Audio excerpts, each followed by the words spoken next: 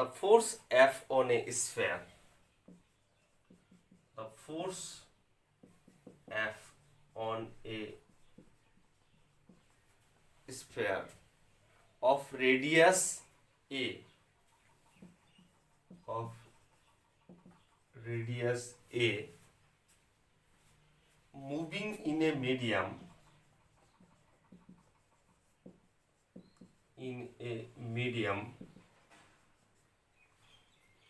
with velocity v,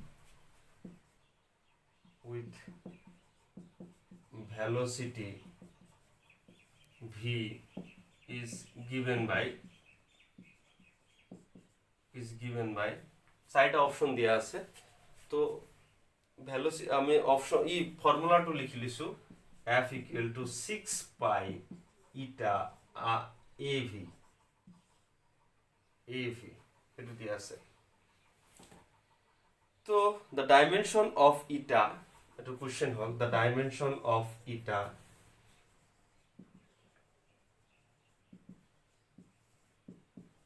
কিমান হ'ব already option সাইডটা দিয়া আছে তো আমি অপশনগুলো লিখিব না যাও জাস্ট ফর্মুলা আছে তো ইয়াতে কি আছে সোয়া যে দিয়া আছে 6 পাই এটো সোয়া CF equal to 6 পাই ইটা AV আমার লাগে ইটা তো ইটা যদি লাগে দিতে হলে কি মান হবে ইটা ইকুয়াল টু কি মান হবে সোয়া শুন ইটা ইকুয়াল টু হবে এটু F বাই 6 পাই এর কোনো ডাইমেনশন নাই তো থাকে কি মান AV তো F means hobo ml to the power minus 2, A means radius means L, V means L to the power minus 1.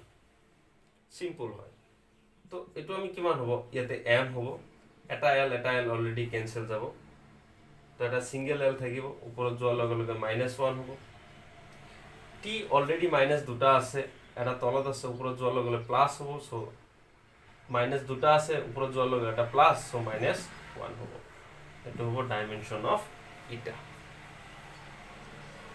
Okay তো নেক্সট আমি কোশ্চেন আহিছো এটো আছিল কোশ্চেন আছিল 1997 নীট এক্সাম নীট 1997 এতিয়া আমি আহিম নেক্সট কোশ্চেন সেকেন্ড ইয়াৰৰ কোশ্চেন হবো স্ক্ৰিনশট লৈ লব পাৰা বা মুছি দিছো মই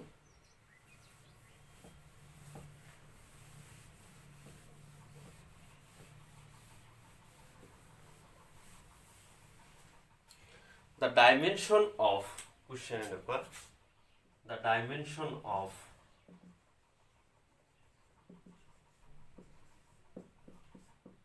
half of epsilon naught e square where epsilon naught is permeability of free space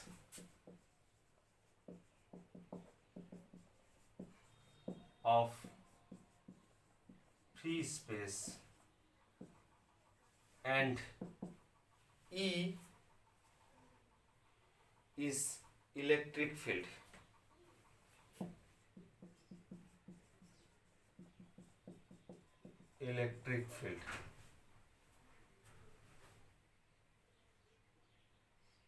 E is electric field. The dimension এটা কি কৰিব লাগে the dimension ওলাব লাগে এইটো dimension ওলাব লাগে এইটো কোশ্চেন আহিছিল 2010 ত আহিছিল ৰিসেন্টলি আহিছিল 2010 তথাপি 10 বছৰ আগত তো 2010 ত আছিল এইটো question the dimension of 1 by epsilon e square where epsilon is permeability of free space and E is electric field. তো যেটো 1/2 of epsilon into e square এটো কি বুঝাইছে एक्चुअली এটো আমি চাব লাগিব এটোই বুঝাইছে एक्चुअली যে আমি এটো চ্যাপ্টার নাম্বার 2 ত আছে ক্লাস 12 ৰ যে half of epsilon e square এটো বুঝাইছে এনার্জি ডেন্সিটি এটো বুঝাইছে energy density what is energy density that is energy by volume, that is energy by volume ফালে লিখি দিছো energy by volume. Energy means ml t to the power ml square t to the power minus 2, that is energy of work done, the dimension of work done, ml square t to the power minus 2 energy, and volume means L cube. তো এটু যদি আমি dimension fully লিখো দিতে হলে m L to the power minus 1 t to the power minus 2. This is the dimension of half of epsilon into e square. Actually বেশি simple হয়, এইবিলাক বস্তু আমি আগতে জানিব লাগিব এইটো মানে কি। তাৰ কাৰণে এনসিআৰটি বুক আমি পঢ়িব লাগিব। এইটো এনসিআৰটি বুকত আছে, সেকেন্ড নাম্বাৰ চেপ্টাৰত আছে। কেপাচিটৰ আছে যে কেপাচিটৰ তাত আশে পাশে আছে এনাৰ্জি ডেন্সিটি, তো চাই ল'ব পাৰা তাতে। তো নেক্সট কুৱেশ্যন আমি চাম, এইটো আহিছিল 2001ত।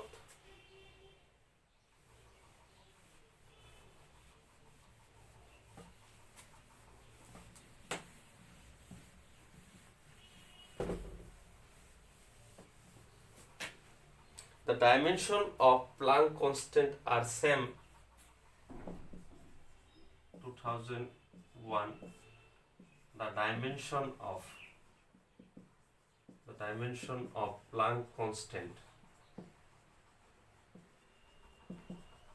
are same. এটো তো মই হেৰি লিখিব লাগিব, same as option লিখিব লাগিব, because ইয়াতে আৰু বেলেগ ৰাস্তা নাই। এটা হ'ল এনাৰ্জি, সেকেন্ড নাম্বার হল পাওয়ার, থার্ড নাম্বার হল মোমেন্টাম,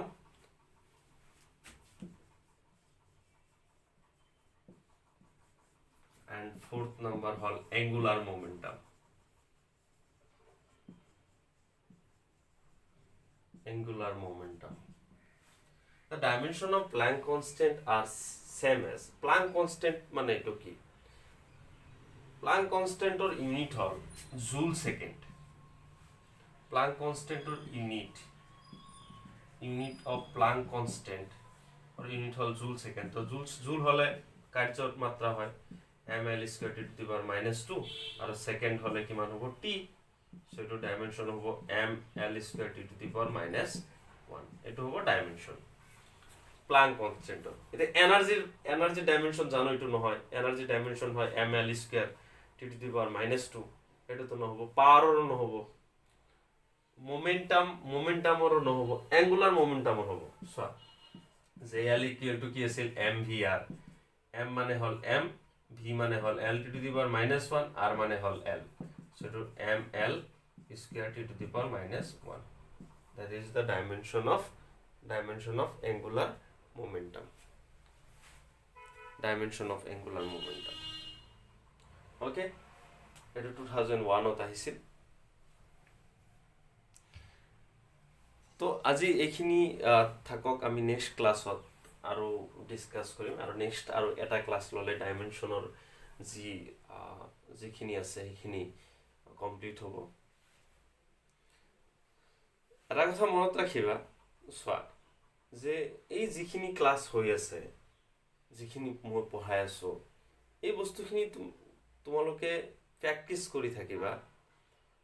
প্ৰেক্টিছ কৰিলে লাভ কি হ'ব, যে যিয়ে নিট কেৱল নিটৰ কাৰণে যে পঢ়িব লাগিব এইটো নহয়, তুমি বাকি আৰু যি এন্ট্ৰেন্স আছে, যিমানবোৰ এন্ট্ৰেন্স আছে, আজিকালি সব বিএসসি নাৰ্ছিংৰ এন্ট্ৰেন্স হৈ আছে, তাৰপিছত তোমাৰ যাই কিনে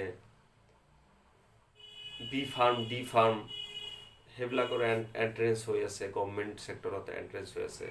তো নেক্সট ইয়াৰত পেৰামেডিকেলৰ যিমান কোৰ্চ আছে, পেৰামেডিকেলৰ কোৰ্চতো এন্ট্ৰেন্স দিব পাৰে, মানে এন্ট্ৰেন্স দিব পাৰে। তেতিয়া এটা অসুবিধা হ'ব কি, যে আমি বেসিক যদি কোশ্চেন নাজানো, তেতিয়াহ'লে আমি সেই এন্ট্ৰেন্সত কোৱালিফাই কৰিব নোৱাৰিম। তো এতিয়াৰ পৰা এটা প্ৰিপাৰেশ্যন হৈ যোৱা, প্ৰিপাৰেশ্যন মানে কি, এইটো কৰি থাকিলে এটা ভাৱ থাকিব যে নাই মই এটা মনত এটা সাহস থাকিব যে নাই মই নীটৰ কুৱেশ্যন কেনেকুৱা হয় সেইটোৰ বিষয়ে চিলেবাছৰ বিষয়ে আইডিয়া আছে জানিম। কোনোবাই ক'ব পাৰে যে চিম্পলি ছাৰ এইখিনি পঢ়িলে কেৱল নীট পোৱা যাব নেকি? তো মোৰ ডাইৰেক্ট আনচাৰ হ'ব ন, পোৱা নাযাব। কিন্তু এইখিনি তোমাৰ কি হেল্প হ'ব, এটলিষ্ট তুমি কি কৰিব পাৰিবা যে আইডিয়া পাবা যে ক'ৰ পৰা কেনেকুৱা ধৰণৰ কুৱেশ্যন আহে, আৰু আমি আগলৈ যাতে ফুল চিলেবাছ কমপ্লিট কৰিব পাৰোঁ তাৰ কাৰণে ট্ৰাই কৰিম। এইটো বেছিক আইডিয়া আহি যাব তোমাৰ যে কেনেকৈ নীট এক্সামত কুৱেশ্যন আহে, ইয়াৰ পেটাৰ্ণটো কেনেকুৱা হয়, আৰু বহুত চিম্পুল অলপ কনচেপ্ট জানিব লাগে, আৰু NCERT-টো ভালকৈ পঢ়িব লাগে। NCERT-টো বেছিক, NCERT পঢ়াৰ পিছত বাকী আৰু ৰেফাৰেঞ্চ বুক বহুত আছে, সেইবিলাক পঢ়িব পাৰা। Okay, thank U.